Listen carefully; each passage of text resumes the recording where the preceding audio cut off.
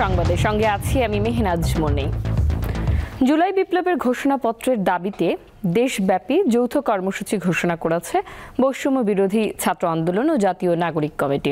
রাজধানীতে দুপুরে সংবাদ সম্মেলনে এই কর্মসূচির ঘোষণা দেন বৈষম্য বিরোধী ছাত্র আন্দোলনের আহ্বায়ক হাসনাত আব্দুল্লাহ। তিনি জানান, প্রোক্লেমেশন অফ রেভলিউশনের পক্ষে 6 থেকে 11 জানুয়ারি দেশব্যাপী গণসংযোগ সহ বিভিন্ন কর্মসূচি পালন করা হবে। আমরা মানুষের কাছে লিফলেট বিতরণ করব, আমরা সমাবেশ করব এবং বিভিন্ন মাত্রার জনসংযোগ করব।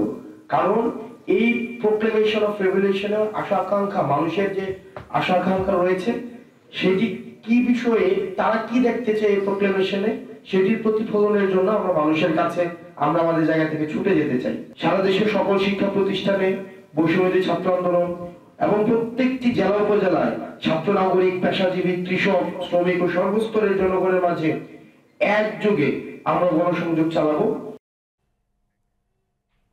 2024 সালে সড়ক, রেল ও নৌপথ মিলিয়ে মোট 6,974টি দুর্ঘটনায় অন্তত 9,237 জন প্রাণ হারান। এসব দুর্ঘটনায় আহত হন অন্তত 13,190 জন। সকালে ঢাকার রিপোর্টার্স ইউনিটিতে সংবাদ সম্মেলনে এই তথ্য জানায় বাংলাদেশ যাত্রী কল্যাণ সমিতি।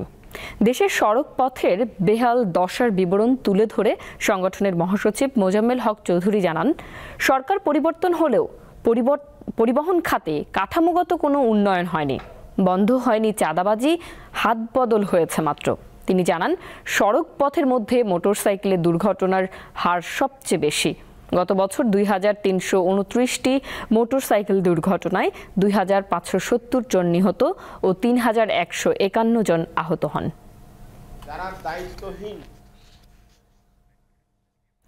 বাংলাদেশের ক্ষমতাচ্যুত প্রধানমন্ত্রী ও আওয়ামী লীগ সভাপতি শেখ হাসিনার বোন শেখ রেহানার মেয়ে টিউলিপ সিদ্দিকের বিরুদ্ধে অনিয়মের নতুন অভিযোগ উঠেছে। টিউলিপের বিরুদ্ধে বিনামূল্যে ফ্ল্যাট হস্তান্তরের তথ্য উঠে এসেছে যুক্তরাজ্যের ভূমি নিবন্ধন সংক্রান্ত নথিপত্রে। ওই তথ্যের ভিত্তিতেই প্রতিবেদনটি তৈরি করে যুক্তরাজ্য ভিত্তিক সংবাদ মাধ্যম ফিনান্সিয়াল টাইমস।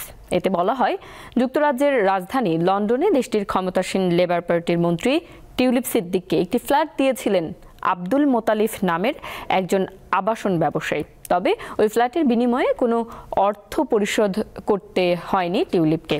বিষয়টি নিয়ে জানাশোনা আছে এমন একজন ব্যক্তি ফিনান্সিয়াল টাইমসকে বলেন, আবাসন ব্যবসায়ী আব্দুল মোতালিফের দুর্দিনে তাকে আর্থিক সহায়তা করেছিলেন টিউলিপের মা বাবা। তাই কৃতজ্ঞতা স্বরূপ নিজের মালিকানায় থাকা একটি সম্পদ টিউলিপকে দিয়েছিলেন।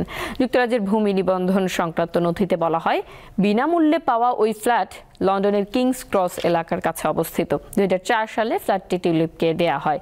এর আগে 2001 সালে সেটি 1,95,000 পাউন্ড দিয়ে কেনা হয়। রাজধানীতে দিনের তাপমাত্রা কিছুটা বেড়েছে, সেই সঙ্গে কুয়াশাও অনেকটা কেটে গেছে। তবে উত্তরাঞ্চলে শীতের দাপট অব্যাহত রয়েছে। পঞ্চগড়ে সকাল 9টায় সর্বনিম্ন তাপমাত্রা পরিমাপ করা হয় 9.4 ডিগ্রি সেলসিয়াস। পাশাপাশি হিমেল বাতাসের কারণে ঠান্ডা বেশি অনুভূত হচ্ছে। তীব্র শীতে সবচেয়ে বেশি দুর্ভোগে পড়েছেন দরিদ্র ও ছিন্নমূল মানুষেরা। অনেকেই খড়কুটো জ্বালিয়ে শীত নিবারণের চেষ্টা করছে। উত্তরের আরেক জেলা দিনাজপুরে সকাল 6টায় সর্বনিম্ন তাপমাত্রা রেকর্ড করা হয় 12.2 ডিগ্রি সেলসিয়াস। একই সময়ে কুড়িগ্রামে সর্বনিম্ন তাপমাত্রা 13 ডিগ্রি সেলসিয়াস রেকর্ড করেছে রাজারহাট আবহাওয়া পর্যবেক্ষণ কেন্দ্র। শীতের প্রভাবে হাসপাতালগুলোয় বেড়েছে ঠান্ডাজনিত রোগীর সংখ্যা। এছাড়া রংপুরে 11.3 ডিগ্রি, নওগাঁয় 12 ডিগ্রি ও বরগুনায় 12.1 ডিগ্রি সেলসিয়াস তাপমাত্রা পরিমাপ করা হয়। হাই ভোল্টেজের ঠান্ডা, এবার ঠান্ডার জন্য চা খাই জ্বালছে, আগুন পোয়াচ্ছি, চা খাচ্ছি। ঠান্ডার মধ্যে কাজ বাজ কোনো কিছু ভালো লাগতেছে না, কাজে বাসে কোনো একটা শান্তি মান্তি নাই। আর হেডলাইট চালাইতে হয়, ভাড়াটাও কমে গেছে। বাইরে থাকা যাচ্ছে না, আবহাওয়া খুব খারাপ, বাতাস। ঘন কুয়াশার কারণে রাজবাড়ীর দৌলতদিয়া পাটুরিয়া নৌ রুটে দীর্ঘ 9 ঘন্টা ফেরি চলাচল বন্ধ থাকার পর ফের স্বাভাবিক হয়েছে। সকাল 8টায় কুয়াশার ঘনত্ব কমে আসায় এই নৌ রুটে ফেরি চলাচল চালু করে বিআইডব্লিউটিসির দৌলতদিয়া ঘাট কর্তৃপক্ষ। এর আগে শুক্রবার রাত 11টায় দৌলতদিয়া পাটুরিয়া নৌ রুটে কুয়াশার ঘনত্ব বাড়ায় ফেরি চলাচল বন্ধ ঘোষণা করা হয়। ফেরি চলাচলের চ্যানেলে বিকন বাতি ও মার্কিং পয়েন্ট অস্পষ্ট হওয়ায় দুর্ঘটনা এড়াতে এই সিদ্ধান্ত নেওয়া হয়। এ সময় দৌলতদিয়া ঘাট প্রান্তে কয়েকশো পণ্যবাহী ট্রাক, কাভার্ড ভ্যান, অর্ধশত মাইক্রোবাস ও অর্ধশত যাত্রীবাহী বাসের যাত্রীরা পড়েন চরম দুর্ভোগে। এবার একটি শোক সংবাদ। জাতীয় চলচ্চিত্র পুরস্কার প্রাপ্ত অভিনেত্রী অঞ্জনা রহমান মারা গেছেন। গত রাত 1:10 রাজধানীর একটি হাসপাতালে মারা যান তিনি। দুপুরে এফডিসিতে অঞ্জনার জানাজা অনুষ্ঠিত হবে। অঞ্জনার বয়স হয়েছিল 60 বছর। তিনি 2 মেয়ে ও 1 ছেলে রেখে গেছেন। বাংলাদেশের চলচ্চিত্রের এক সময়ের জনপ্রিয় অভিনয় শিল্পী অঞ্জনা নৃত্যশিল্পী থেকে নায়িকা হয়ে সর্বাধিক যৌথ প্রযোজনা এবং বিদেশি সিনেমায় অভিনয় করেছেন। অঞ্জনার অভিনয় জীবন শুরু হয় 1976 সালে। বাবুল চৌধুরী পরিচালিত সেতু চলচ্চিত্রে প্রথম অভিনয় করেন তিনি। তবে অঞ্জনা অভিনীত ও একই বছর মুক্তিপ্রাপ্ত প্রথম চলচ্চিত্র দস্যু বনহুর। অভিনয়ের স্বীকৃতি হিসেবে তিনি জাতীয় চলচ্চিত্র পুরস্কার, আন্তর্জাতিক পুরস্কার, একাধিক জাতীয় স্বর্ণপদক ও বাচসাস পুরস্কার পেয়েছেন কয়েকবার। নৃত্যশিল্পী হিসেবেও অঞ্জনা পেয়েছেন জাতীয় ও আন্তর্জাতিক অনেক স্বীকৃতি। পরিণীতা ও গাংচিলে অভিনয়ের জন্য 2বার জাতীয় চলচ্চিত্র পুরস্কারও পেয়েছেন তিনি। এবারে আন্তর্জাতিক প্রসঙ্গ। ক্ষমতা গ্রহণের মাত্র কয়েকদিন আগেই ঘুষ মামলায় বিচারের মুখোমুখি হতে যাচ্ছেন যুক্তরাষ্ট্রের নবনির্বাচিত প্রেসিডেন্ট ডোনাল্ড ট্রাম্প।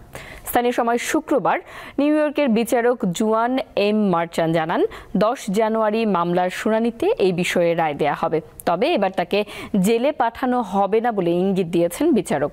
এ বিষয়ে এক আদেশে বলা হয়, শুনানিতে সশরীরে বা ভার্চুয়ালি অংশ নিতে পারবেন ট্রাম্প। যৌন সম্পর্কের বিষয়ে মুখ না খুলতে পর্নো তারকাকে ঘুষ দেয়া এবং জালিয়াতির মাধ্যমে ব্যবসায়িক নথি গোপন রাখার মামলায় গত বছরের মে মাসে দোষী সাব্যস্ত হন ট্রাম্প। তবে নভেম্বরে প্রেসিডেন্ট নির্বাচনে বিপুল ভোটে জয়লাভের পর সাজা ঘোষণার তারিখ অনির্দিষ্টকালের জন্য পিছিয়ে দেন বিচারক। আগামী 20 জানুয়ারি যুক্তরাষ্ট্রের প্রেসিডেন্ট হিসেবে শপথ নেবেন ট্রাম্প।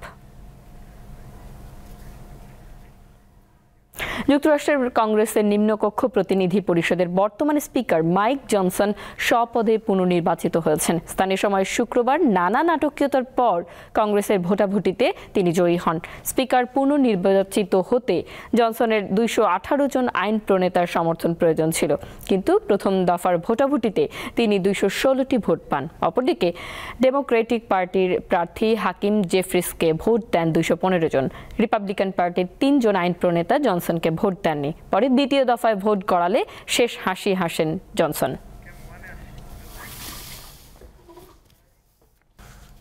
এই ছিল এখনকার মতো। আমাদের পরবর্তী সংবাদ বেলা 3টায় দেখার আমন্ত্রণ রইল। এছাড়া তথ্য ও বিনোদনের নানা খবর পেতে যুক্ত থাকুন দীপ্তর ডিজিটাল প্ল্যাটফর্মগুলোতে। সাথে থাকার জন্য ধন্যবাদ।